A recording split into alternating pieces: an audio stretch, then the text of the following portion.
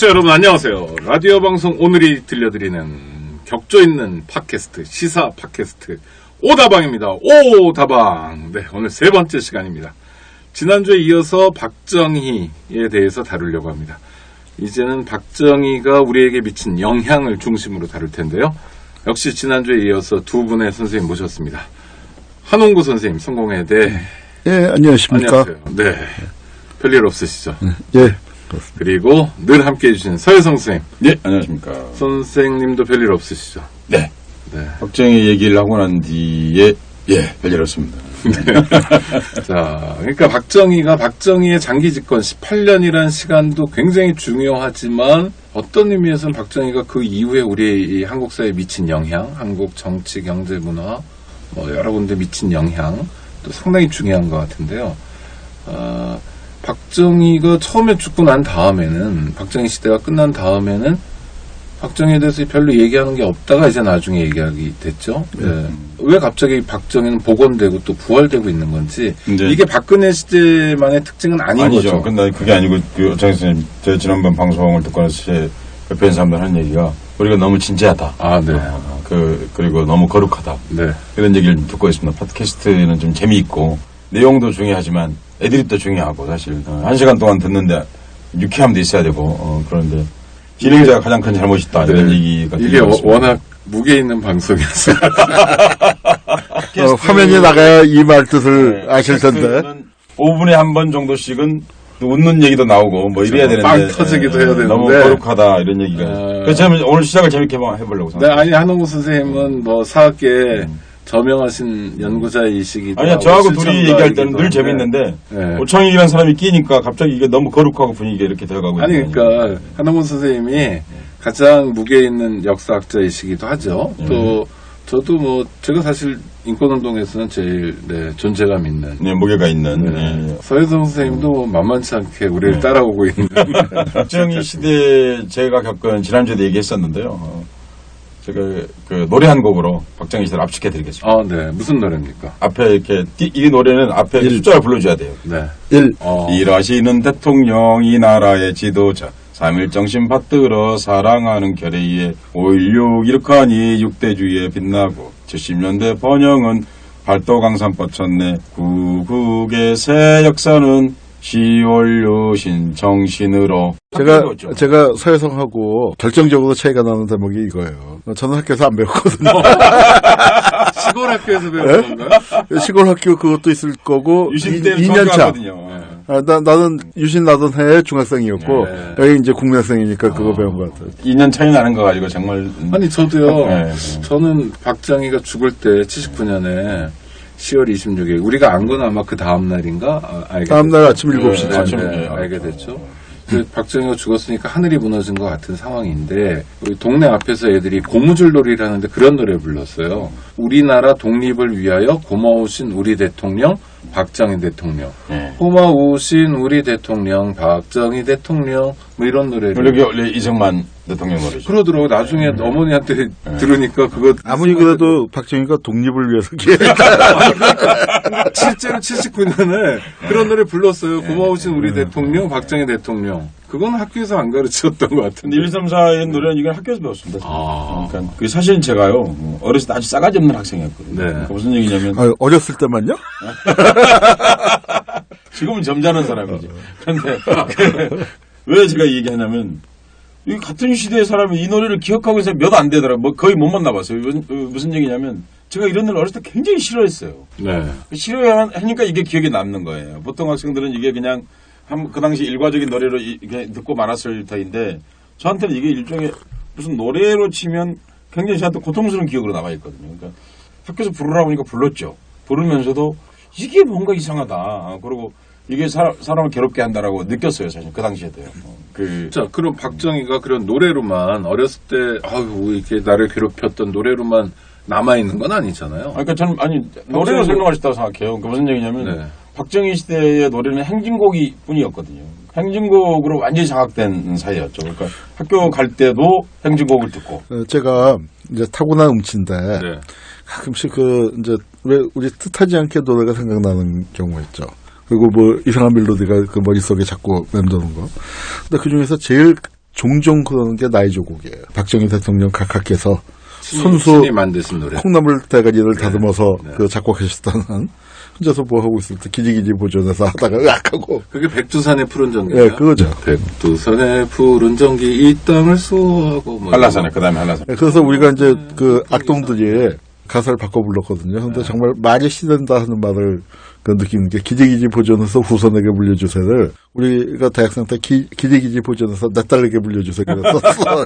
정말 그러셨어요. 정말 그렇게 불렀었어요. 근데 이게 정말 말이 시됐어요. 그래가지고. 딱 보기에 3남매 중에서 그 아들 박지만 아닌 것 같고, 네. 그러니까 그 대장으로서의 둘째는 잘 몰랐죠, 사실. 거기는 알고는 있었죠. 이제 아니, 뭐 누군지는 지금은 알죠. 뭐 이제 했지만 완전 그 진상이죠. 시절에는 일반적인 젊은이들과 교회를 같이 해서 그 박정희 뭐 아버지로서는 어쩔 수 없지만 박정희의 그 유신을 싫어한다 뭐 하는 말도 있고 경원 따돌리고 뭐 한다 뭐 하는 말도 있고 그랬었습니다.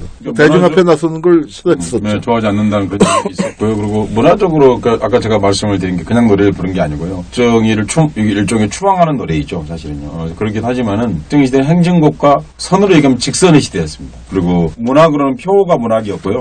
미술로는 표스터가 미술인 그런 사이였죠. 그때를 문화적으로 되짚어보면 정말 엄혹한 시대였죠. 그리고 일상에 어떤 영향을 끼쳤는가 무엇보다도 그런다면 그 사람의 흔적은 이렇게 강력한 직선으로 우리에게 지금도 남아있다라고 얘기할 수 있겠습니다. 그러니까 어떻게 남아있습니까? 그러니까 박정희 씨는 끝났잖아요. 79년으로.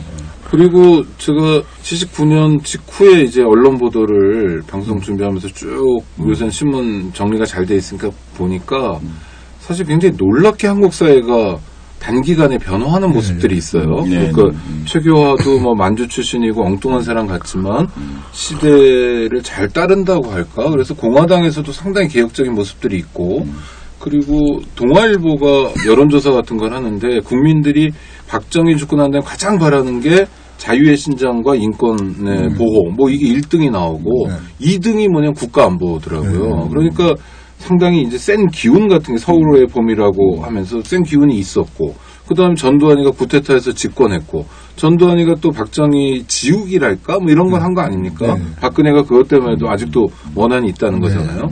그리고 다 끝난 정말 80년대 내내 박정희는 존재하지 않는 사람처럼 보였는데 이게 갑자기 박정희 현상? 신드롬? 뭐 이렇게 된 건 뭡니까 이게? 그 혁혁한 기여를 한 게 김영삼이죠. 김영삼이 뭐 우리 입장에서 볼 때는 저 독재자들과 손을 잡은 사람이지만 또 김영삼에 대한 일반 국민들이 갖고 있는 이미지는 민주화를 했잖아요. 근데 민주화를 한 사람에게 나를 맡겼더니 나라가 거덜이 나지 않았습니까?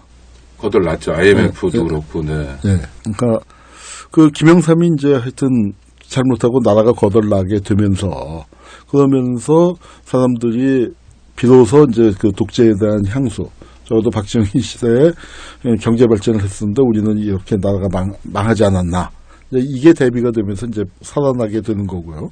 그 다음에 이제 아까 그 지적을 했지만 목적의식적으로 박정희를 불러낸 사람들이 있었습니다. 김대중의 대항마로서 불러낸 사람들이 있었고, 그 사람들이 독재시대에 대한 그 향수를 갖고 있었는데, 가장 결정적인 부분은 관에다가 묻지를 안 해놨어요. 박정희가 죽었을 때.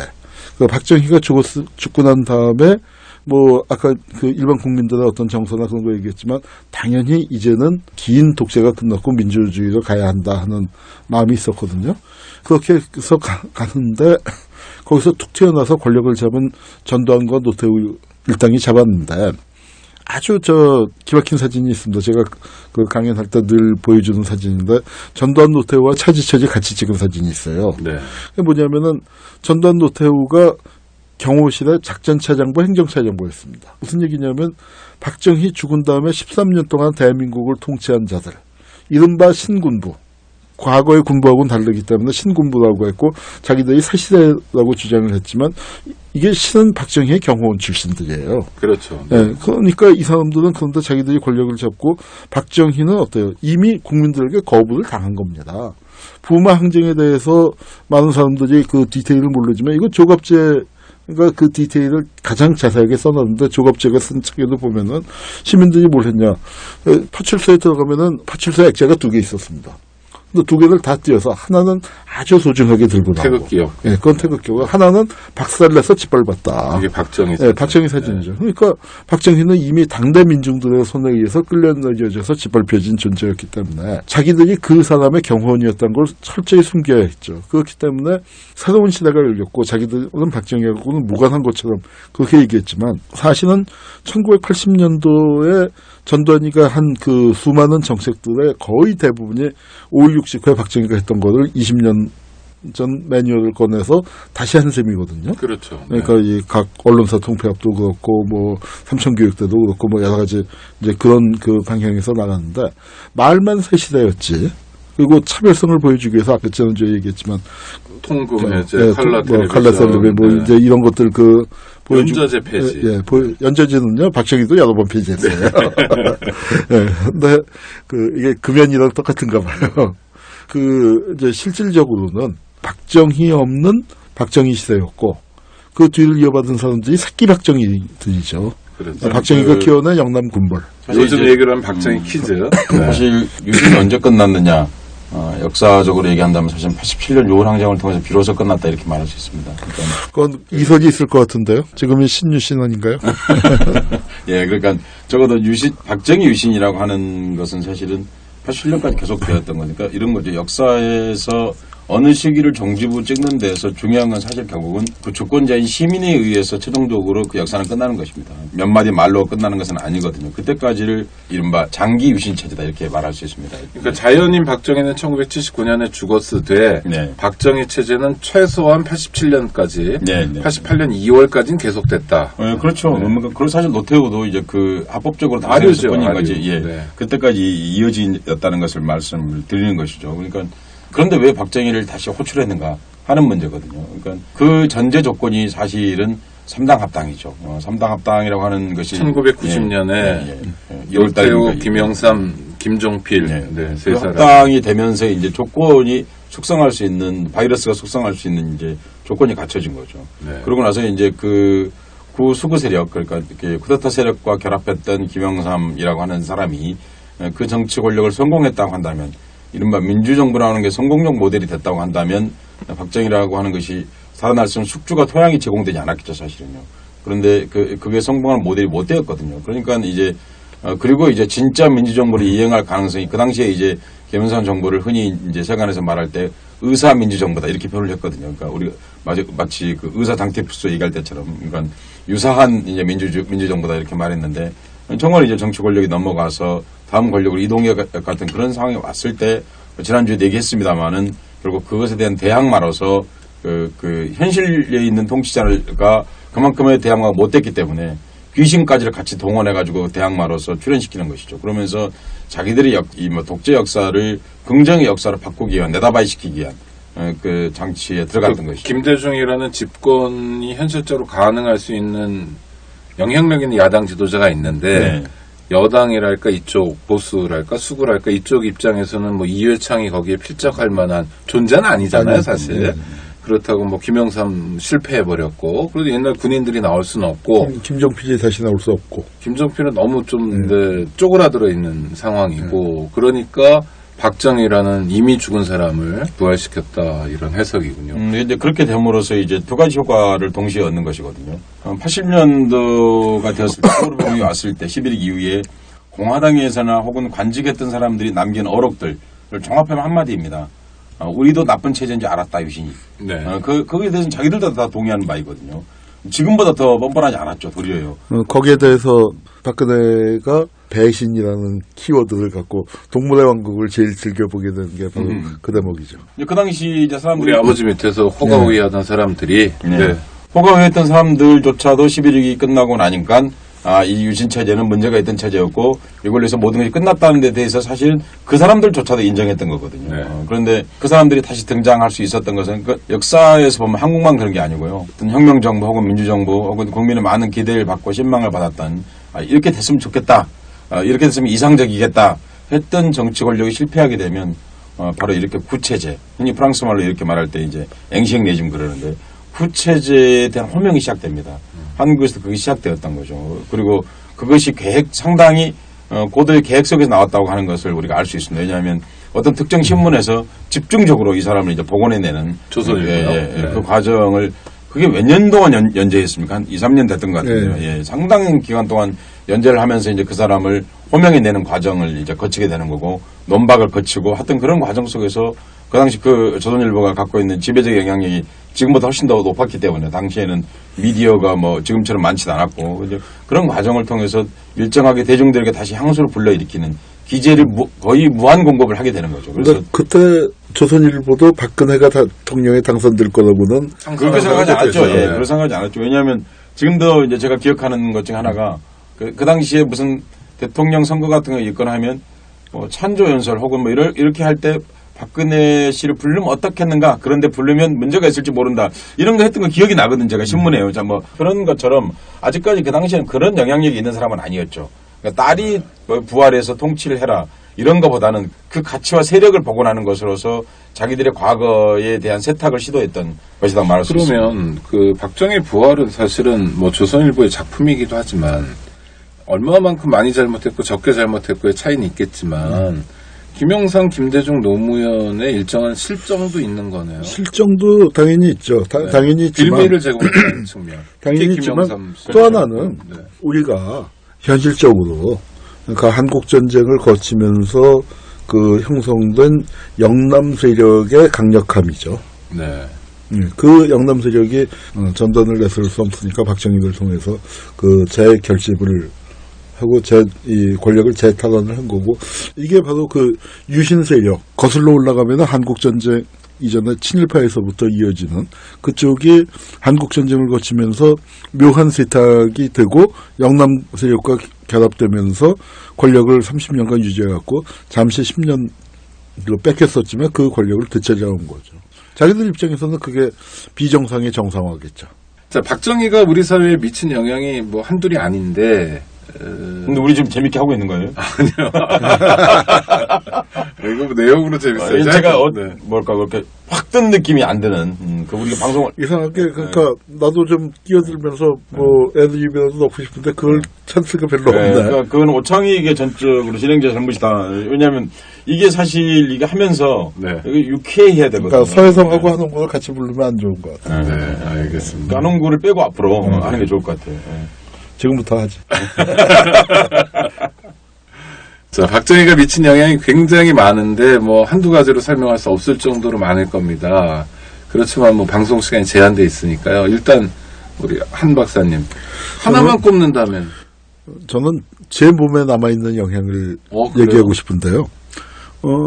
제가 그 유신 책을 쓸 때 그 프롤로그 그 시작 제목이 광주의 마음과 유신의 몸을 갖고 있다라는 표현을 썼거든요. 네. 진짜로 그래요. 지금도 가다가요. 길 가다가 애국가 소리가 들리면은 제가 동작그만 하면서 그쪽을 바라보게 됩니다. 내 몸은 유신을 아직도 기억하고 있는 거예요. 저도 이런 증세가 있는데 두 분 선생님도 그런 증세가 있으세요? 길거리 가다가 네. 경찰관을 보면 네. 좀 약간 경직되고 아니 천하여 고창이가 아니, 경찰청 인권위원 아니었습니까? 아니 저도 그렇죠. 네. 그런데 왜 경찰청 인권위 그렇게 하면 나머지 사람 어떻게 할지 생각해 보시면 될 거 아니에요. 네, 아니, 굳이 물어보실 게 없잖아요. 그런 게 있으신 거죠? 예. 네. 그러니까 박정희 체제라는 건 아까 제가 직선이라고 표현했는데 기본적으로 예령과 동령 사이였죠. 그러니까 박정희는 완전히 예령을 내리죠. 근데 부대가 그렇죠. 예령이고 예, 차렷! 예, 이게 예. 동령이죠. 예, 전 국민에게 차렷을 요구했던 사람이었죠. 그러니까 한웅 교수가 지금 얘기한 몸은 유신에 남아있고 일단 그 표현이 바로 그것인데요. 전 국민에게 부동자세를 요구했던 사람이죠. 그 장면이 떠오르네요. 영화 국제시장을 네. 대통령께서 보시고 그 다음날 말씀을 웃어야 하는 장면은 굉장히 진지하게 말씀을 했잖아요. 부부싸움을 하면서도 애국가가 나오니까 멈추고 국회 하강식인가 이걸 함께 참여하는 그걸 보고 감동을 느끼셨다는 게 정말 이분은 그 세계 속에 살고 계신 거예요. 우리하고 대통령이 누굽니까? 박근혜 씨. 예. 우리하고 코드가 틀린 거예요. 우리하고 코드가 틀리다기보다 사실은 정상적인 사람들이라고 한다면 그렇게 생각 안 하는 게 맞죠. 왜냐면 그렇게 보면 그 대목이 웃어야죠. 웃어야. 웃기죠. 옛날에 저러고 놀았네 이러고. 네. 실제 그렇게 많은 사람이 했다 하더라도 다시 돌이켜보니 참 그때 우리가 얼마나 경직됐고 웃기구나라고 생각하는 게 정상이죠. 아니면 아빠와 관련된 문제니까 차라리 말씀을 안 하시든지 그렇죠? 그런데 정말 그렇게 생각하기 때문에 그렇게 말을 했겠죠. 부동자세 사회가 그리운 거죠. 그건 왜냐면 굉장히 효율적입니다. 얼핏 보면. 그게 참 정말 답답했던 게 박근혜 정부가 구성된 다음에 이제 그 총리 인준하는 게 늦어지고 뭐 그랬잖아요. 그리고 네. 뭐 청문회도 늦어지고 그래서 한 달 가까이 지난 다음에야 이 박근혜 정부가 구성이 됐습니다. 그래서 박근혜 대통령, 박근혜가 임명한 총리, 박근혜가 임명한 장관들이 모여서 첫 번째 국무회의를 갔는데 대한민국에서 처음으로 여성 대통령이 당선됐고 그러면 거기서 제일 먼저 논의해낸 안건이라는 게 상당한 상징성을 가질 거 아닙니까?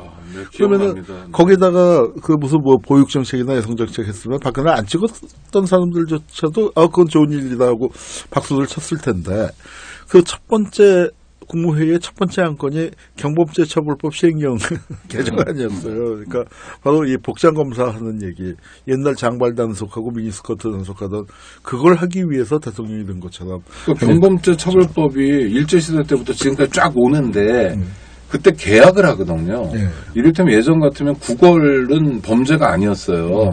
국어 교사, 국어를 시킨 사람, 국어를 시켜서 이득을 취한 사람은 범죄로 쳤는데 지난번은 국어도 범죄로 집어넣은 거거든요. 그러니까 계약된 겁니다. 없어진 게 굴뚝 청소 소월, 뭐 굴뚝 청소 자주 안 하는 사람 처벌하는 조문 정도가 굴뚝이 없으니까 없어진 거고 사실 계약됐어요. 그래서 풍기물란 같은 것도 그대로 다 남아 있는 거거든요. 배꼽티는 되냐 안 되냐 이런 거 논쟁했잖아요. 이게 맞습니다. 이게 국무회의 첫 번째 1호 안건이 경범죄 처벌법 시행령. 그러니까 이렇게 이제 그런 걸 종합해서 이제 부동사세 국가 이렇게 말할 수 있는데요. 그러니까 그런데 동시에 박정희 정권력 때 제일 많이 했던 게 이른바 학생들 저도 이제 그런 걸 하고 다니는데 스마일 배지를 달고 다니는 거였거든요. 한국에 너무 웃지 않는다는 거예요. 그래서 그 스마일 운동. 스마일 운동이 기억 안 나세요? 네, 기억납니다. 스마일 운동을 했고 스마일 네. 배지를 팔았어요. 눈하고 입만 있는. 예, 스마일 배지 팔았죠. 그래서 그거는 플라스틱으로 되어 있어서 좀 더 비쌌어요. 네. 그 스마일 배지와 1년을 52개 주로 나뉘어 있는 무슨 주간이 있거든요. 우리나라 전 주간이요. 그러니까 캠페인. 물리신 주간, 뭐 네. 독서 주간. 제가 선생님한테 그 책은 독서 주간 때만 읽으면 되느냐고 제가 이렇게 물어봤다 또 꿀밤을 맞은 적이 있었거든요. 근데 그거는 맞을만 하네요. 그 시대의 가장 중요한 문화적 특성 중 하나가 웃음에 관한 겁니다. 웃음을 웃지 않으니까 국가가 웃음을 요구한 거예요. 웃음도 명령인 거예요. 웃으라는 거야. 맞아요. 그러니까 웃음도 국정화. 그 코미디 프로그램 이름은 그래서 웃으면 복이 와요. 예, 네. 그러니까 웃을 수 없는 시대인데 아니, 맨날 명령을 내리는 사회에서 그 사람들이 웃는다는 게 좀 이상한 일이거든 사실은요. 그러니까 국가가 이렇게 하면 웃을 수 있다고 했는데 제가 제일 기억나는 것 중에 하나가 뭐냐면 이종대 문도석 사건이라고 왜 이제 그 총기로 고려동에서 카빈총, 개머리파람총으로 강도했던 그 사람들인데 어느 신문인지는 모르겠는데 제가 그때 어렸을 때 신문을 봤거든요. 그 사건이 났을 때 중학생이었군요. 그런데 그 기사를 봤는데 그 사람이 신문기자 이렇게 쓴 거예요. 그들은 스마일 배지를 쏘았다 그랬어요. 그게 근데 무슨 뜻입니까? 2층 양옥집에 스마일 배지, 그 당시 스마일 배지는요, 의무사항이 아니었습니다. 그러니까 약간 형편이 괜찮은 사람들이 살 수 있는 거예요. 학생이. 스마일 네, 배지는 네, 약간, 네. 왜냐면 무슨 주간 52개 중 나뉘어 있는 건 다 사야 돼요.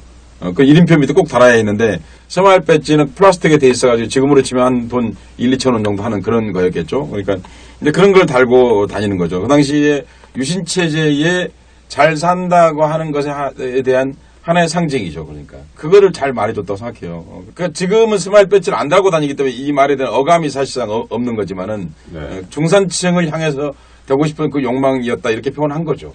저 박정희가 남긴 빛이든 그림자든 간에 유산을 얘기하려면 누가 뭐래도 뭐 현직 대통령 박근혜를 얘기해야 되는데 박근혜 대통령이 어떨 때 이렇게 보면 좀 그 엉뚱한 말씀을 하실 때가 있잖아요.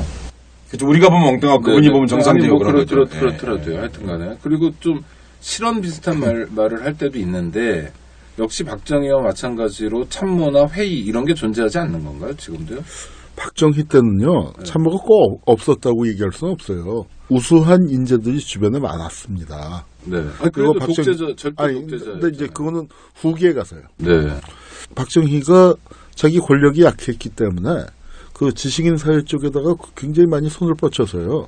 사실 안타까운 일이죠. 한국 지식인들이 그렇게 이제 쉽게 그 독재 정권에 협력을 하게 된 게 안타까운 일이지만 솔직히 얘기해서 4.3개 편집위원 했던 사람들 중에서 안 넘어간 사람이 몇 명이나 됩니까? 4.19 혁명 주력들도 그렇죠. 그러니까 장준하 선생 돌아가시던 날 그날 경향신문 논설위원이 우연히 그 등산을 같이 했나 봐요. 네.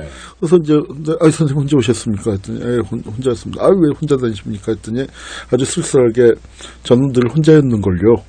뭐 이제 그런 말씀을 하셨다. 그때 이미 담수환 선생님 돌아가시기 전에도 사상계 편집위원들은 다 넘어간 상태. 아니 그러니까 그 당시에 아니지만. 저 법무장관이 황산덕 동아일보 논설위원 하다가 안에서 유명해지기도 하다가 했죠. 이제 네. 저 국민투표 반대했다가 그 구속되기도 했었던 뭐 이런 사람들 또 유신헌법 만드는데 일조했던 한태현 뭐 이런 사람들 다 또 반공연맹 회장 신상초 네. 뭐 다 그 사상계 편집위원들이었거든요. 이런 사람들 다 넘어가 버렸고 그러니까 이게 오창석 선생님 질문이 그거잖아요. 왜 그 양반이 그렇게 말을 현재 대통령이 그렇게 말을 할까 언니가 그 말인 거잖아요. 네. 예, 아니 그러니까 정치적으로 뭐 예를 들어 배신의 정치 이런 거 하는 건 저도 알겠어요. 예, 그러면서 뭐 친박, 진박 뭐 이런 거 뽑아라 이렇게 선거에 개입하는 건 알겠는데 근데, 예. 그런 거 말고 엉뚱한 발언이 있는데 그걸 이제 그 여부가 안 걸러줘야죠. 걸러줘야 하는데 걸러주는 기능이 없죠. 걸러주는 기능 보다는 자기 자신이 그 기능이 있다 없다보다도 왜 그렇게 말을 하냐가 사실 중요한 거잖아요. 아, 그렇죠. 일종의 타인의 언어 혹은 타방의 언어를 사용하거든요. 일종의 외계어처럼 들리는 거예요. 보통 그렇죠. 사람들은. 네.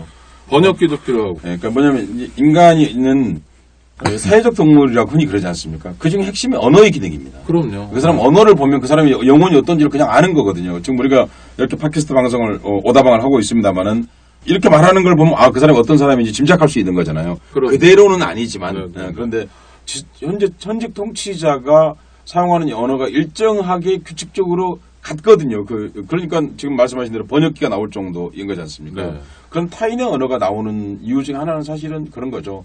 그 사람의 성장기와 밀접한 연관을 사실 갖습니다. 왜냐하면 이 사람 또한 똑같이 박정희 씨가 통치하고 있는 동안 거의 비슷한 시간만큼 청와대 살았거든요. 사실은요. 그러니까 다시 대통령이 된 건 일종의 귀향 같은 거죠. 한국인에게 딱 한 명에게만 귀향인 거죠. 그러니까. 자기 고향으로 네, 고향으로 돌아온 거죠. 큰 진배가 네. 없는 거죠. 왜냐하면 그 사람도 거의 18년 가까이 살았기 때문이에요. 실제로 청와대 들어온 것은 이제 64년부터 살았기 때문에 그 장시간 동안 살면서 그 안에서 익힌 언어입니다. 사실 그것이. 뭐냐면요. 이런 거죠. 왕실에 있는 사람들이 그 말을 사용하면 일반 평민들이 못 알아들었습니다. 옛날에. 그러니까 그렇죠. 무슨 얘기냐면 그 사람이 한국말을 안 써서 못 알아듣는 게 아니라 언어가 너무 다른 거죠. 세계를 이해하는 방식이 너무 다른 거고. 그리고 아무도 공주가 얘기하는데 토를 달 수 있는 사람은 왕밖에 없었거든요. 네. 그러니까 근데 그 왕이 왕비나 없어요. 왕 아니에요. 네. 네, 맞아요. 그러니까 18년 가까이를 그렇게 언어를 사용해 왔기 때문에 다른 방식으로 얘기하는 것이 더 이상한 거죠. 그리고 18년 동안 그렇게 살았다가 박정희 사후에는 그냥 혼자 동물의 왕국을 봤던 것도 그 언어의 측면에서 이해가 되네요. 예. 다른 사람들하고 말이 안 통하니까. 그러니까 심지어는 참 외로운 시기였을 거예요. 형제 자매들하고도 엄청난 재산 다툼 때문에. 그렇죠. 싸웠죠. 굉장히 육박전을 진짜 했죠. 정말 그 형제들끼리, 살육 네. 형제들끼리는 아니고 이제 추종자들에게 달려들어서 뭐 그런 이제 험한 그렇죠. 꼴도 네. 겪고 뭐 이러다 보니까 이제 일반 국민들 박근혜 어떤 공주님 입장에서 볼 때는 평민들하고 말을 섞거나 뭐 정서적인 교류를 하거나 뭐 이런 게 전혀 없었던 거죠. 그러니까 안한구 선생님 이렇지 않습니까? 그래 조선시대 그런 것이 늘 걱정이 됐기 때문에 왕에게 거의 하루에 한 번 가까이 연회라고 그래서 왜 공부하게 하고 일반 사람 얘기하게 하고 지식인들하고 대화하게 하고 그 의무제도를 부여했던 것 중에 그렇죠, 하나가 당연히, 네. 왕도 세습되었지만 일찍이부터 세자를 뽑아놓고 계속해서 그런 언어들을 훈련시키고 사람들 이해하게 만들고 하는 과정이 선행되었던 거죠 사실은요. 그런데 이 양반은 그런 학습을 한 적은 사실 없잖아요. 아니, 그리고 이제 그 박정희 시대에는 박정희가 18년을 집권하다 보니까요. 말기에 가서는 이제 형편없어졌지만 박정희가 한때는 용인술의 천재란 말도 들었었고 초기에요. 네, 우수한 인재들을 그 사람 보는 눈이 정확했어요. 박정희가 보면은 그런데 이제 그 총기가 흐려지죠. 권력에 취해서. 네. 그런데 박근혜는 그게 아예 없어요. 그러니까 아버지 우리 옛말에 뭐 이제 모든 자식들이 다 불초자죠. 우리 옛날 편지 쓸 때 불초라는 게 그게 초자가 닮지 못했다. 초성할 때 초자예요. 그러니까 아버지를 닮지 못하고 모든 자식들이 다 아버지께 불효자식이고 뭐 전 국민이 그렇기는 하지만 저작은 좀 심한 것 같아요. 그러니까 박정희가 나름 장점이 있었던 사람인데 장점을 하나도 못 갖고 있어요. 저는 박정희의 단점을 주로 부각시키는 사람이지만 부각시키면서 그랬었지만 그래도 한홍구 교수가 볼 때도 박정희가 장점이 있는데 박정희의 연술이라든지 근데 또 그러니까 한때. 네, 그러니까. 근데 박정희가 가진 단점이 훨씬 더 극대화돼서 왜냐 박정희는요 또 그럴 수밖에 없었던 게 자기가 탱크 몰고 나서 권력을 잡은 사람이기 때문에 이렇게 행동할 수밖에 없는 그런 측면이 또 있어요. 그런데 네. 여기는 정성성 시비 부정선거 뭐 논란이 되긴 하지만 어쨌거나 선거를 겪었고 또 다소 대통령 후보로까지 정치적으로 성장했죠. 네. 저희가 나름대로 그런 역사가 있죠. 사람인데 하여튼 이렇게 되니까 이게 이제 여태까지 그 조금이라도 있었던 언어 같은 것들이 다 대통령이 되기 위한 어떤 하나의 수단이었고 가식이었구나. 네. 이렇게밖에는 지금 그 그러니까 평가할 수가 없는 이렇게 말할 수 있거든요. 어떤 최고 통치자가 사람을 잘 쓰고 하는 문제는요. 언제까지 가능하냐면요. 총기가 있고 눈이 좋아서 되는 게 아니라 시력으로 하는 거 아니거든요. 네. 사회적 시력이라는 것은 자기에 대한 자기 비판 수행을 할 수 있을 때까지만 시력이 유지됩니다. 내가 윤리적으로 완벽하고 윤리적으로 완성됐다고 느끼는 순간 자기 비판 능력을 상실한 거죠. 자기 비판 능력을 상실한 순간 용인은 불가능합니다. 그때부터는 충성도고 있는 것만을 갖고 따지게 되는 거예요. 그러니까 이 박근혜 씨가 성장하는 과정 속에서 가졌을 태도는 당연히 자기가 충성하는 사람밖에 없었죠. 자기 비판하는 존재는 왜냐하면 그 당시에는 그 18년 동안에는 그런 비판적 받을 위치에 있지를 않았거든요. 그러나 사람들한테 끝없이 대접을 받았죠. 그리고 그 뒤에도 이제 그렇게 훈련이 되다 보니까 그런 언어를 사용하게 된 거고 그리고 이제 지금 많은 곳에 얘기한 것처럼 어떤 절차적 과정을 거쳤고 그런 과정에서 자기 완결성이 너무 높은 거예요. 정치하는 사람은 언제나 자기가 불완전하다고 생각할 때만 사람과 어떤 커뮤니케이션이 가능하고 자기의 부존성 혹은 자기의 부족함 같은 것들을 인정해야 사실은 통치를 잘하는 거거든요. 그런데 그렇지 않고 자기가 윤리적으로 완전하다고 생각하는 거죠. 근데 두 분 말씀을 다 제가 동의하더라도 남는 의문은 네.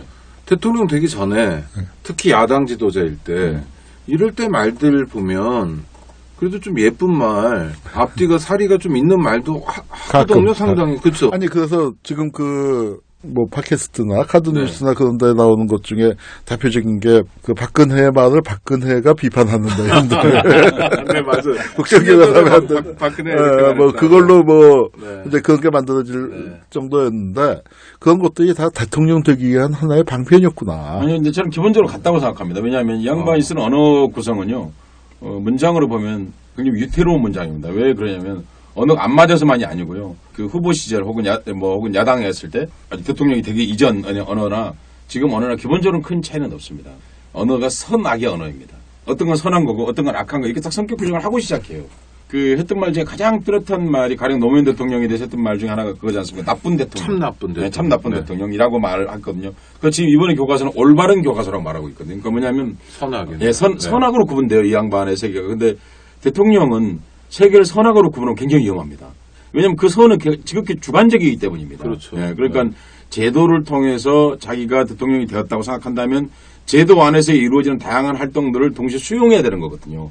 근데 자기에게만 그 제도가 선 이게 대통령 선거만 제도가 아니잖아요. 사실 수많은 제도가 있는 거잖아요. 사실은 집회와 시위도 제도 안에서 이루어지는 거고 다양한 형태의 것들이 있는데 그렇죠. 대통령 예. 선거만 헌법에 있는 게 아니라 그렇죠. 집회 시위의 자유도 헌법에 있는 예, 거죠. 그러니까 근데 이 양반은 그렇지 않고 자기하고 좀 안 맞는 것은 그걸 악으로 만드는 거예요. 그러니까 점점 더 말이 거칠어지고요. 네. 점점 더 화가 나 있고. 집권 초기에 비해서 중계 점점 더 그리고 이제 아무 성과도 없잖아요. 경제나 뭐 그런 것들은 오히려 더 나빠지고 네. 있고 각종 지표 악화되고 더군다나 삶의 질이라든가 그 만족도 이런 부분은 뭐 형편없이 추락을 네. 하고 있는데 뭐 이런 거에 대한 책임 문제가 당연히 들어오게 될 거면은 아주 극단적인 포악한 형태로 나갈 가능성이 큽니다. 근데 이것이 개인만 불행한 게 아니라 전 국민이 불행해지는 게 그게 문제인 거죠. 그러니까 이제 선악 통치의 문제점 뭐냐면요. 선악 통치에 여러분 생각해 보십시오. 최고 통치자가 선악으로 보면 자기를 악으로 보겠습니까? 선이죠. 그치, 너무 명백한 거지. 이게 위험한 거예요. 아니, 근데 그러니까, 모든 대통령이 그런 경향성은 좀 있죠. 사실은. 최고 통치자가 정보를 조금씩은 많이 그런 생각을 가질 수는 있습니다만은 박근혜 유별나다는 네, 박근혜 대통령이 갖고 있는 언어의 세계를 보면 대통령이 이전에도 선과 악으로 세계를 자꾸 구분했다는 겁니다. 그런데 그게 이제 지금 한홍 교수 얘기한 것처럼 실적도 안 쌓이니까 점점 더 책임을 타인에게 넘기는 태도를 취하는 거예요. 대부분이 남이 잘못한 거야. 아니, 통치자는 야당이 아무리 반대했다도 최고 책임자인 거거든요. 그렇잖아요. 책임이 자기는 최종적으로 있으니까. 그런데 나의 권력과 나의 세계관을 무균 상태로 보는 거예요. 나는 균이 없다는 거예요. 이것처럼 위험한 생각이 사실 없거든요. 그게 선악적 판단인 것입니다. 그게 엄청난 균이죠, 사실은. 그거 그렇죠. 자체가 무균적 그게 사고가 민주주의의 네. 정말 그 치명적인. 그렇지. 아니 우리가 토론한다는 얘기가 뭐예요? 나도 균 좀 있거든. 생각하고 이제 말하는 아니, 건데 그러니까 역사 교과서 국정화도 그런 것 같네요. 네. 지금 보니까 균이 없는 사회, 무슨 그 종북이든 좌파든 뭐. 근데 이게 문제가 뭐냐면요. 왜 이런 발상이 가능해졌냐면 사실은 그거 똘레당스라는 게 네. 죽여도 끝이 없으니까 피범벅을 하다가 깨달은 거 아닙니까? 그렇죠. 이렇게 워낙, 죽여서 워낙 양껏 죽여보고. 이렇게 죽여서 안 된다 하는데 한국 사회가 특수했던 게 반 갈라놓고 죽였잖아요. 네. 그러니까 하고 죽여도 어디 갈 데가 없는 놈은 여기서 싸울 수밖에 없는데 우리 남북이 갈라지는 바람에 왔다 갔다 이제 교통정리가 들고 한국전쟁 끝나고 난 다음에는 여기가 거의 멸균실이 됐단 말이에요. 그렇죠. 멸균의 그 박멸의 기억을 갖고 있는 권력이 있거든요. 그리고 그게 박멸을 해야 한다고 생각하고 박멸을 하려고 하잖아요. 그런데 이미 한국 사회는 민주화가 많이 진척이 돼갖고 이게 뭐 지금 후퇴를 하고 있지만 거기에 대한 저항도 오히려 뭐 6월 항쟁 때보다 훨씬 더 민주주의에 대해서 그 신념과 체질화돼 있는 사람들이 훨씬 많은데 그게 되겠습니까? 그러니까 그럼 이분이 왜 그런 쪽이 이르렀냐? 생리적으로 분석하자면요. 전형적인 이 양반이 갖고 있는 태도가 웨이디푸스 컴플렉스적 그 성격을 갖고 있거든요. 그러니까 아버지가 이제 제거되었지 않습니까? 뭐 어찌됐든 간에 네, 그렇죠. 제거되었는데 그 애비 부재라고 이제 문학적으로 그렇게 표현합니다. 아비가 부재하는 동안에 이 양반을 견디게 한 것이 뭐냐면요. 아버지는 극단적 선이었거든요. 그러니까 아버지가 이제 없으면 아버지에 대해서 도리어 성찰하고 왜 우리 아버지가 그랬을까라고 생각하기보다는 아버지를 무한히 선을 함으로써 긍정함으로써 그리고 그걸 자기 걸로 치환했거든요. 그러니까 그 아버지가 했던 오류는 생각하지 않고 그때 했던 김경재입니까? 어떤 그 방송에 박경재에 나와가지고 독재자라고 합니다. 그랬더니 우리 국민이 바보입니까? 악인입니까? 악인입니까? 우리 국민은 악인입니까? 그래서 선하게 나오잖아요. 그러니까 그래서 국민은 악인입니까? 우리 아버지를 왜 그렇게 생각하겠느냐고 생각하는 거거든요. 그때 국민들이 다 웃었는데 자기 혼자 안 웃은 거죠, 사실은요. 그러니까 근데 자기가 아버지 아까 전두환 체제라든지 뭐 노태우 체제라든지 이럴 때 자기가 견디면서 점점 더 아버지를 극단적으로 선으로 인식하는 태도가 그러면 어디에 단계에 도달하게 되냐면요. 그게 바로 무균 상태에 도달하는 거고 아버지의 모든 행동은 무오류에 들어가게 되는 거거든요. 아마 이제 제가 그 역사 이것만 얘기할게요. 그러니까 그게 바로 이제 무오류적 태도예요. 그래서 우리의 왜 기독교 세계에서도 왜 교황. 아니 그러니까 기독교 세계에서도 문자 그대로 해석하고 문자주의. 그 문자주의 혹은 이제 무오류적 태도를 취하게 됐을 때 종교가 갖고 있는 또 다수 근본주의가 되는 근본주의적 그리고 광신성 이런 게 나타나게 되는 건데 근데 그럼 이렇게도 좋은데 이 양반이 그 뭐 실적을 좀 냈으면 대통령으로서 뭐 외교도 실적을 내고 뭐 경제도 좀 살리고 실적 냈죠. 패션.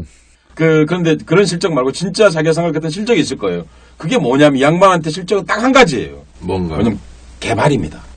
왜냐면 자기한테 입력되어 있는 코드는 그거예요. 뭔가 이렇게 변화가 경제적으로 뭔가 해서 집약적 생산에 의한 뭔가 이제 변화가 와야 되는데 그게 안 된 거죠. 그랬어요. 그 역사학자 한홍구의 예언이랄까요? 네. 박근혜의 최대의 업적이 무엇이냐? 박정희를 땅에 묻을 겁니다. 너무 낭만적이지 않나요? 저도 그 옛날에 그 막스 얘기해가지고 네. 뭐 역사는 반복된다. 희극 또는 비극으로 보나파르트 그렇게 가듯이. 그게 우리가 지금 박근혜 정권이 안 끝나서 그렇지만 네. 곧 이제 끝나지 않습니까? 그럼요, 끝나죠. 네, 곧 끝나게 되고 그래서 박근혜를 겪으면서 결국은 우리가 이 파탄에 대한 정당한 평가가 이루어질 것이고 또 그 박정희 형수가 아무리 강하다고 한들 이게 재생산이 되겠습니까? 박정희 신도라는 게 그게 없는 상태에서 그 상황에서 자기들이 장기 집권을 하려니까 노동계약이니 뭐 교과서 국정원이 그렇게 밀어붙이는데 저는 지금 단기적으로 우리 그 야당이 지멸렬해 있는 상황이긴 하지만 우리 대중들이 갖고 있는 그 건강한 힘 네. 역사를 지금 여기까지 끌고 온 그 힘이 용납하지 않을 거라고 생각해요.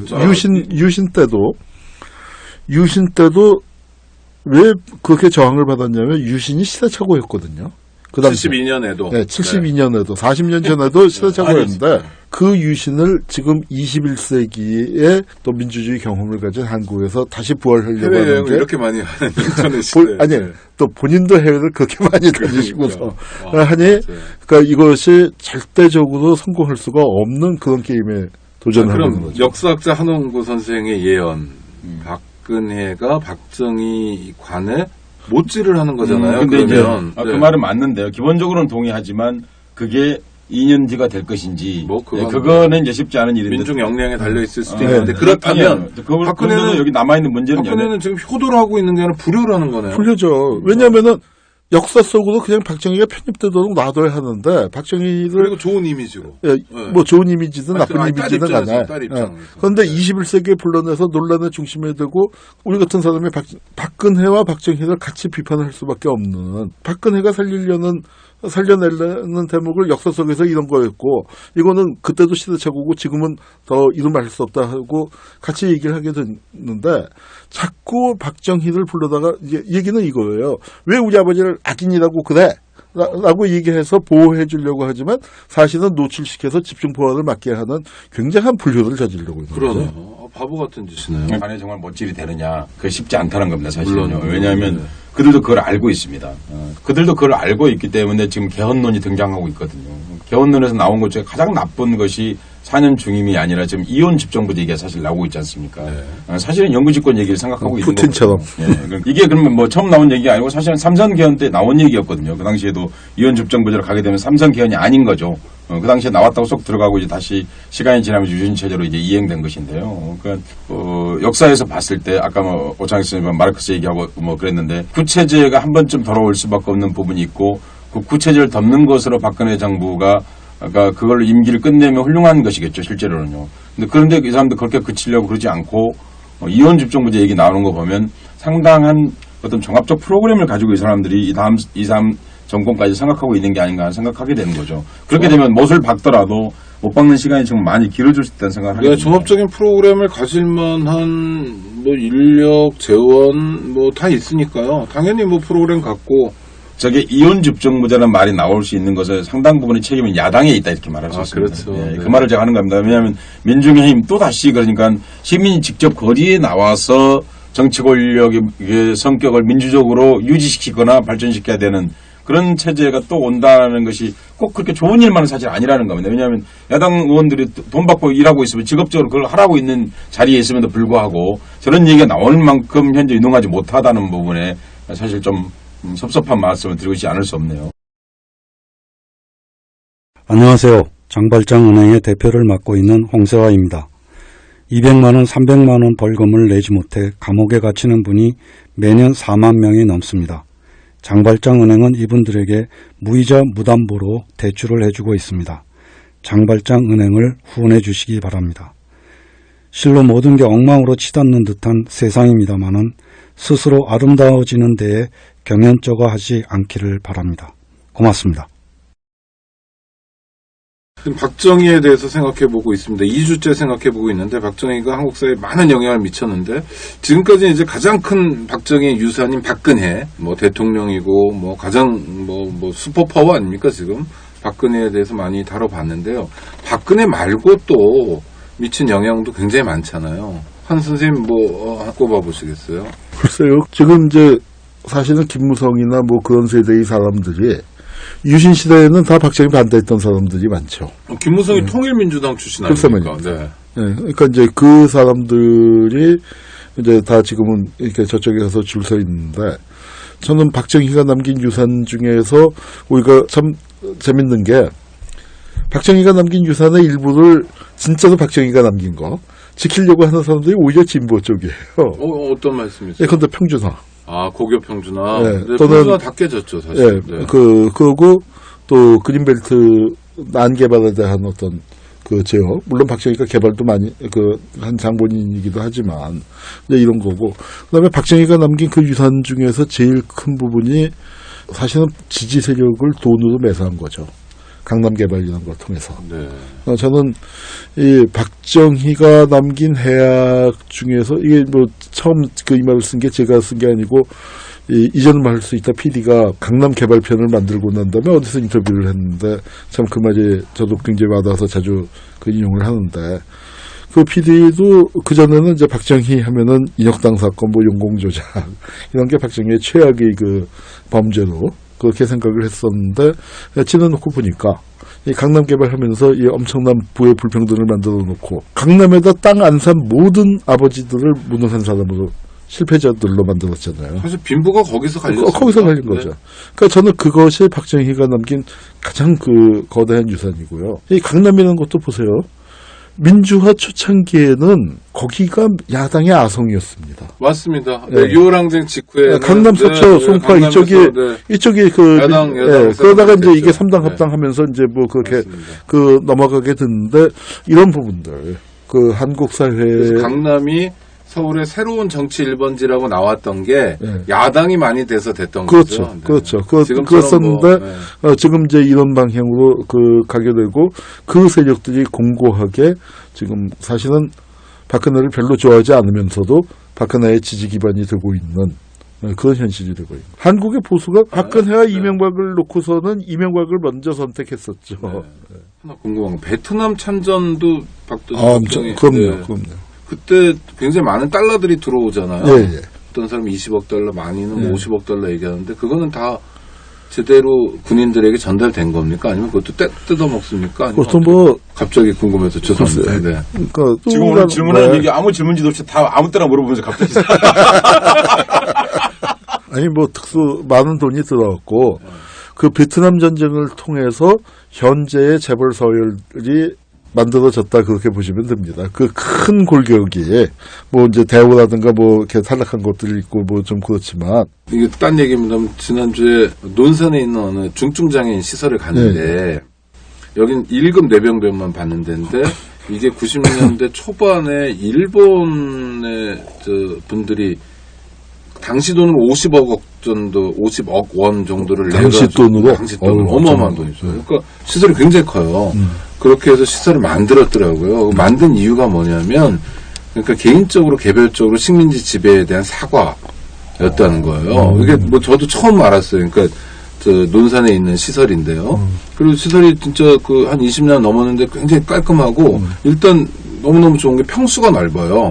1인당 차지할 수 있는 면적이나 이런 게 단층으로 되어 있고요. 또 2층까지 안 올리고 그냥 넓은 땅에다 쳐놓은 겁니다.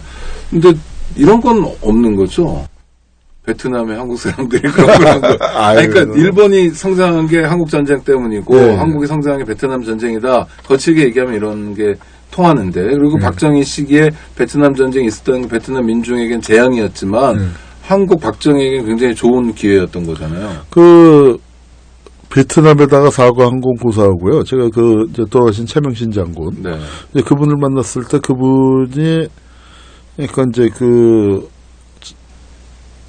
이제 펄펄 뛰면서 그 고얀 놈들하고 이제 화를 내시는 게 그러니까 그 당시에 베트남에서 돈을 많이 번 재벌 그 사람들한테 자기가 아쉬운 소리 단 한 번도 안 했는데 네.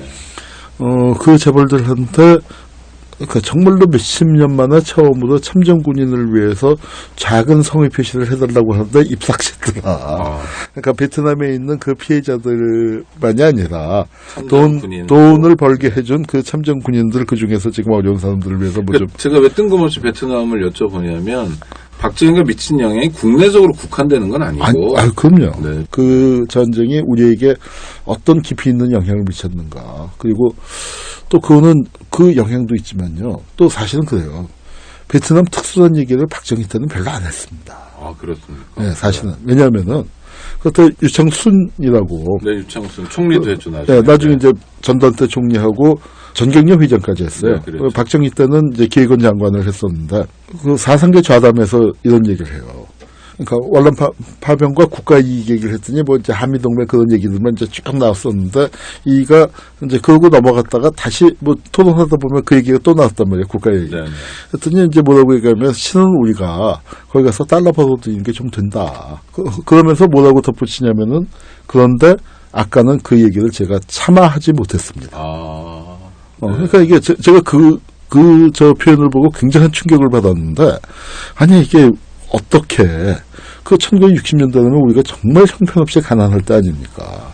근데 그분이 어떤 생각을 갖고 그런 얘기를 했는지 몰라도 이게 일본식 군국주의 교육의 영향이었을 수도 있고요. 네, 그리고 또 유교적인 사고방식이었을지도 몰라도 우리보다는 그래도 좀 덜 돈 했네요. 그때 사람들. 그런데 우리가 이라크에 파병할 때 보면은 노무현 정권이니까 국가보안법이 좀 시들해지고 그때 이제 우리 그 인권 활동가들, 평화 활동가들 사이에서 농반 진반으로 나온 게 야 국가보안법의 시대가 가고 국익보안법의 시대가 오는 거 아니냐.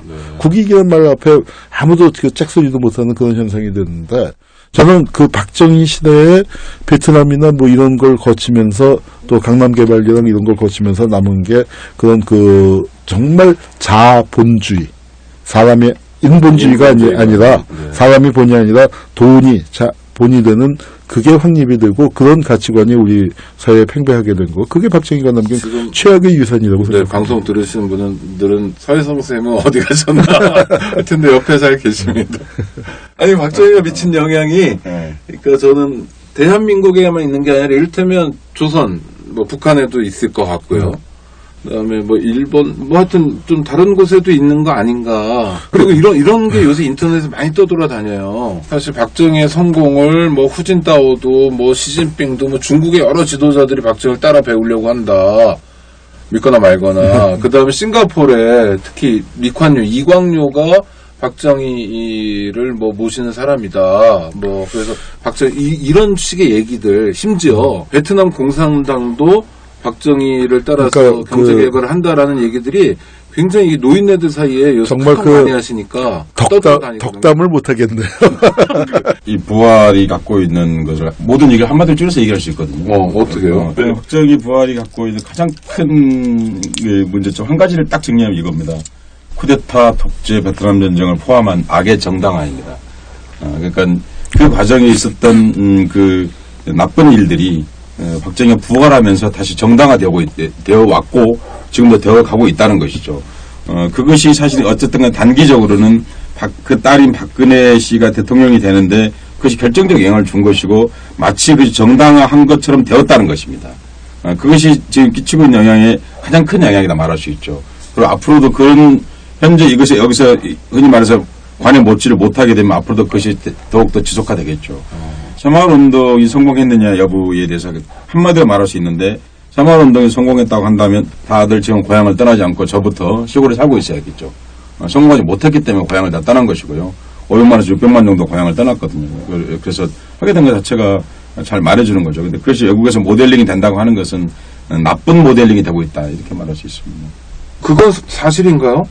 아니 아닐 것 같긴 하지만 선생님 제가 지금 인터넷에 떠도는 그 글 중에 어느 여대생의 고백이라고 있어요. 약간 70년대 버전인데 부제가 이제는 뭐 알 수 있다 이런 거예요. 이 여대생의 고백은 뭐냐면 그동안 전교조 교사들 때문에 박정희는 파시스트로만 알고 있었는데 이렇게 조금씩 공부하다 보니까 올바른 역사를 보게 됐는데 그 올바른 역사를 보게 된 것 중에 뭐 하여튼 박정희 대통령이 뭐 나라도 살리고 뭐 어쩌고저쩌고 뭐 이렇게 많이 하고 국방도 그렇고 특히 중국의 등소평 이후에 모든 지도자들이 박정희를 따라 배우고 있고 리콴유가 따라 배우고 있다. 가장 열심히 배운 사람은 피노체트죠. 박정희 죽었을 때 자기 대통령 군을 조기를 걸었죠.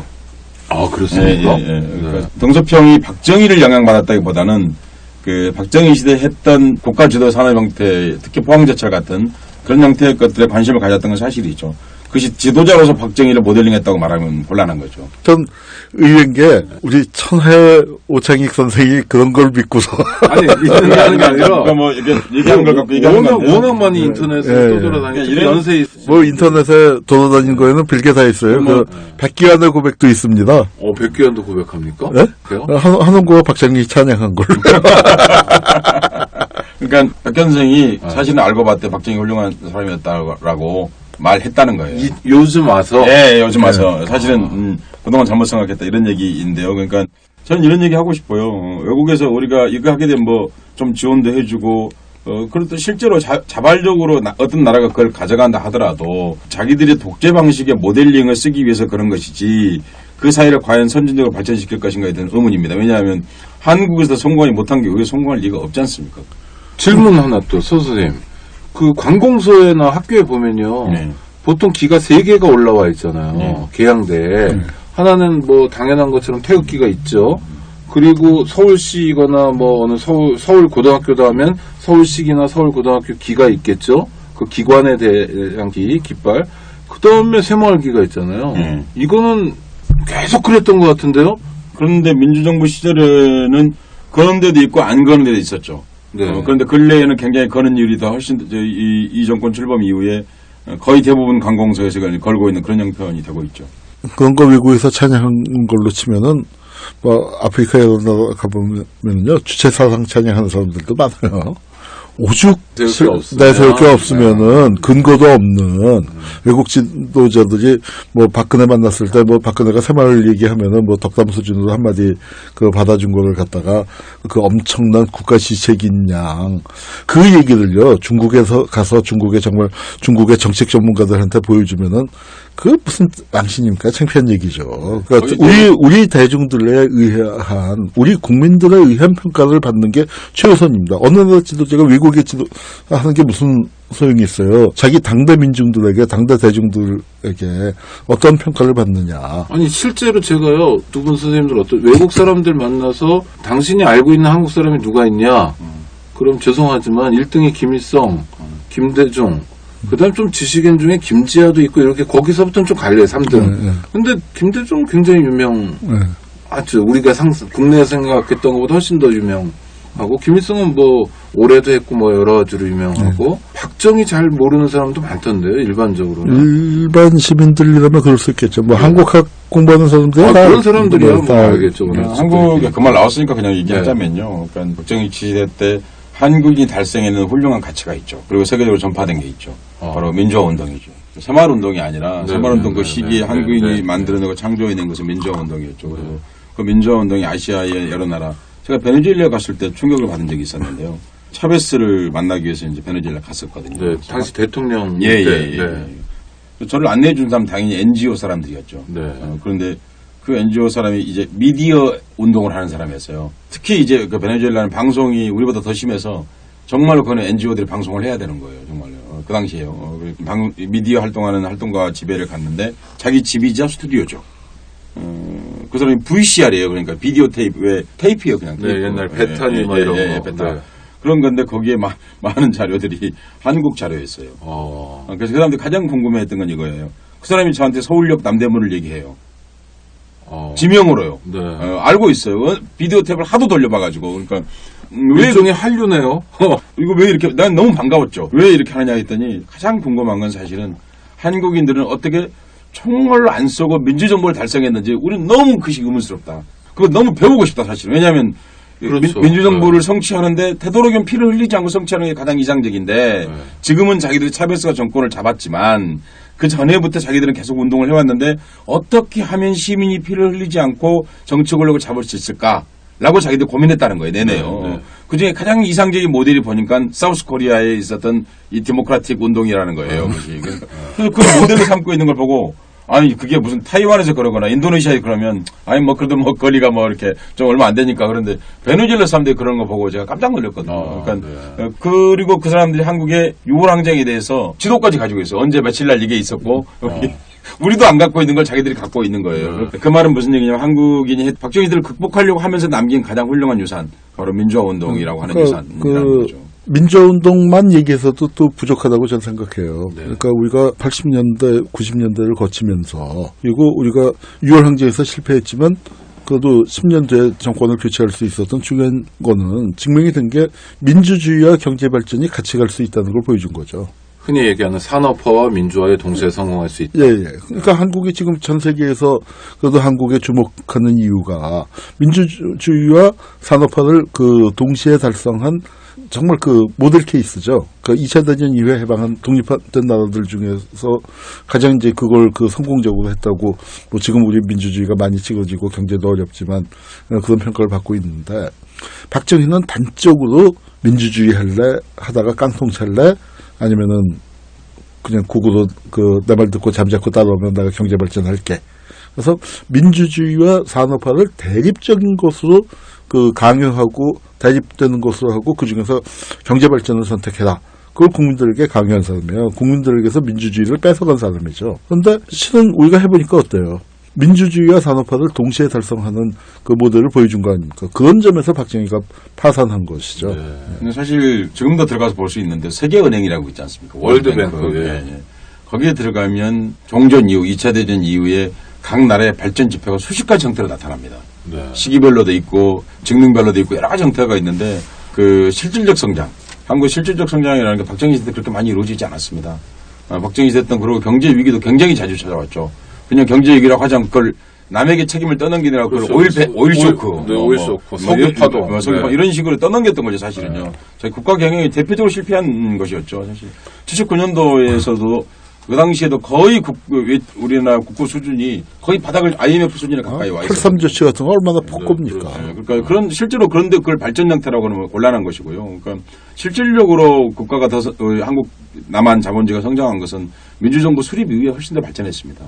그리고 실제로 개인의 창발성이 발현되었을 때 자본주의가 사실은 발전하는 것이거든요. 만일 그렇지 않고 단일한 통치에 의해서 뛰어난 영도자에 의해서 나라가 발전한다고 하면 그럼 북한이 현재 세계에서 가장 발전했어야 되겠죠. 사실은 자유로운 공간인데 지금 말씀하신 것처럼 산업화 민주화에 동시에 성공했다라고 말하는 이면에 대한민국이 여러 가지를 해왔는데 하여튼 이 정도라도 했다. 헬조선도 있지만 그래서 이런 성취도 있는데 이런 성취를 전면으로 부인하고 그런 성취가 어쩌면 불가능하게 만들었던 가장 대표적인 핵심 인물이 박정희였다. 그렇죠. 좋은 말씀입니다. 이제 방송 마무리해야 되는데요. 2주에 걸쳐서 박정희에 대해서 얘기해봤습니다만 저희가 무게 있는 방송이 오늘도 돼버렸습니다. 마지막으로 우리 서혜성 선생님, 박정희 시대 아직도 끝나지 않았다. 이런 평가도 있는 상황에서 우리에게 박정희란? 박정희는 앞으로도 상당히 이어질 것이다 저는 생각합니다. 네. 그러니까 하루아침에 없어지지 않습니다. 왜냐하면 우선 역사가 통치 기간이 너무 길었고요. 네. 그리고 뭔가 이게 하나의 정치 이데올로기로서 다시 부활했거든요. 그냥 부활한 것이 아니라 정치 이데올로기를 부활한 것입니다. 개발 독재라고 하는 것이 역사적 윤리적 정당성을 갖기 위한 형태로 부활했고 현재 박근혜 정부가 출범했다는 것이 윤리적으로 정당한 것처럼 되어 있거든요. 그러니까 네. 쉽게 끝나지 않을 것이다. 그래서 오늘 우리가 이 방송을 하는 이유가 바로 거기 있다고 생각하거든요. 왜 부활했는가 하는 것도 진단해 보았고요. 그리고 그 사람이 갖고 있는 그 통치 기행이 갖고 있는 한계 같은 거 같이 짚어본 이유가 바로 거기 있습니다. 어떤 역사를 넘어서고 또 청산해야 되고 할 때는 그냥 되지는 않는다는 겁니다. 부지런히 이 문제에 대해서 짚어보고 또다시 논의해보고 하는 과정들이 일상화되지 않고는 되지 않는다는 것이죠. 또 하나 더불어서는 그때 그런 일을 했던 사람들에 대한 일정한 징벌 같은 것들이 반드시 있어야 합니다. 그것이 역사에서 윤리를 만들어내는 중요한 일이죠. 가령 지금 우리가 같이 하고 있는 반헌법 행위자 열정 같은 것들이 바로 그런 것인데요.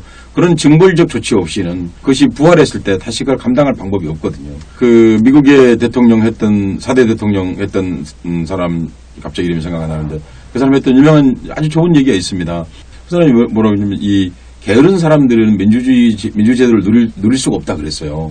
영어로 말하면 그대로 얘기하면 주변을 감시하는데 게으르지 마라. 이런 말을 했거든요. 민주주의나 혹은 역사의 전지를 바라는 사람은 부지런해야 한다고 생각합니다. 생각이 부지런해야 합니다.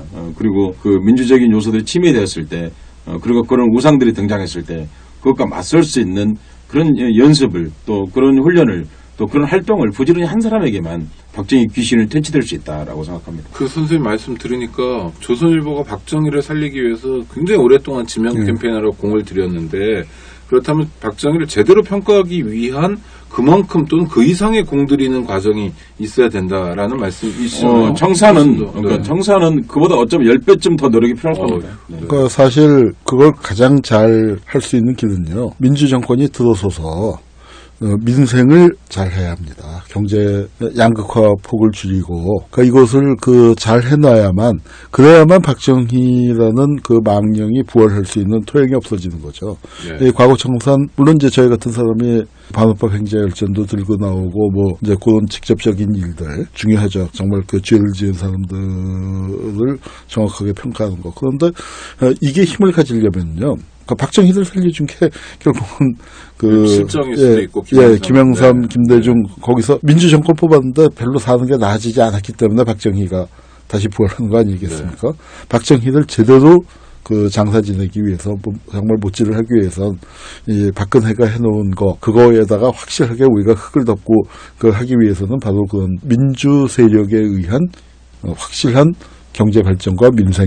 네. 오늘도 또 야당 문제가 나오네요. 네, 그러니까 박정희를 놔주는 게 필요하다고 생각합니다. 놔줘야 됩니다. 그러니까 박근혜 씨도 대통령 이기 전에 딸로서도 놔줘야 되고요. 대통령으로서도 놔줘야 되고 국민들도 마찬가지라 생각합니다. 그러니까 박정희는 죽은 지가 벌써 30몇 년 됐지 36년. 않습니까? 36년.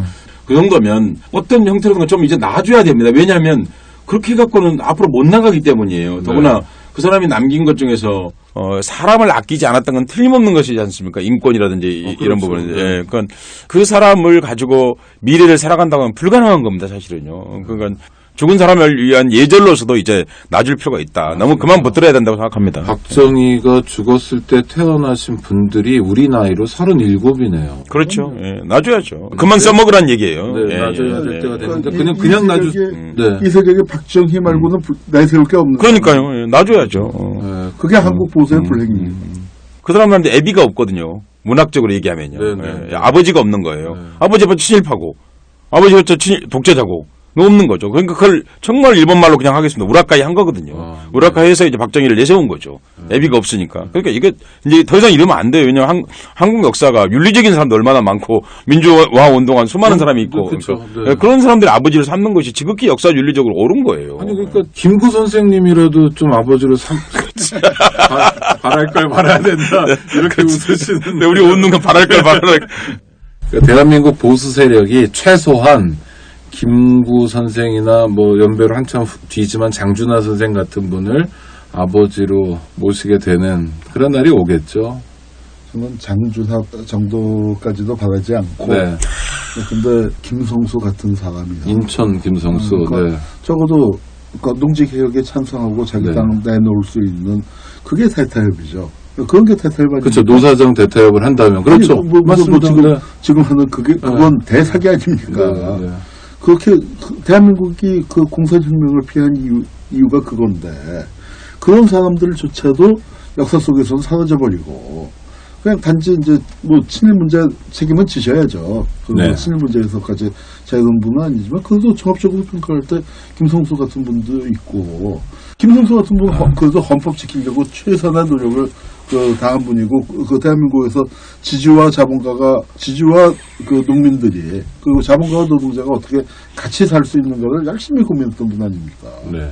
근데 이제 이런 그 맥은 없어지고 쿠데타 일으키고 그 다음에 없는 빨갱이 만들어갖고 그 사람들 잡아 죽이고 뭐 했었던 그 사람들을 아버지로 불행하네요. 대한민국의 불행입니다. 악을 아버지로 삼을 수는 없죠. 결국은 인물이라는 걸 위해서 삼기는 이유는 그 시대에 그 사람이 어떤 선을 선택했는가, 그 선을 지키기 위해서 얼마나 몸부림쳤는가, 이게 우리가 지향하는 가치잖아요. 그러니까 무슨 진보 보수가 여기 어디 있습니까? 그런데 그렇지 않은 사람들을 마치 선인양 둔갑시키는 그러니까 이런 짓은 그만하자는 거죠. 가치관이 없잖아요. 맞습니다. 우리 사회에 가치관의 혼돈이라는 게 박정희에게 무슨 가치관이 있어? 그 가장 그 가까운 신복에게 친동생 같은 사람에게 총 맞아 죽은 사람을 기생 파티 하다가 한국 국민들 대한민국의 미래를 위해서는 물론이고 한국의 보수 세력을 위해서라도 박정희는 극복해야 된다 이런 교훈을 또 오늘 얻습니다. 방송 마쳐야 되겠습니다. 긴 시간 함께해 주셔서 감사합니다. 다음 주에도 오다방 함께해 주시기 바라고요. 한홍구 선생님, 네 감사합니다. 네, 서희 선생님 감사합니다. 고맙습니다. 네, 고맙습니다. 여러분 감사합니다. 안녕하세요. 한홍구입니다. 요즘 반헌법 행위자 열전 편찬위원회 사업을 시작했습니다. 시민 여러분을 반헌법 행위자 열전 편찬위원회의 시민 편찬위원으로 모시고자 합니다. 여러 가지 참여 방법이 있겠지만 가장 중요한 후원을 부탁드립니다. 후원 계좌는 국민은행 006-001-04-198120 다시 한번 부르겠습니다. 006-001-04-198120 사단법인 평화박물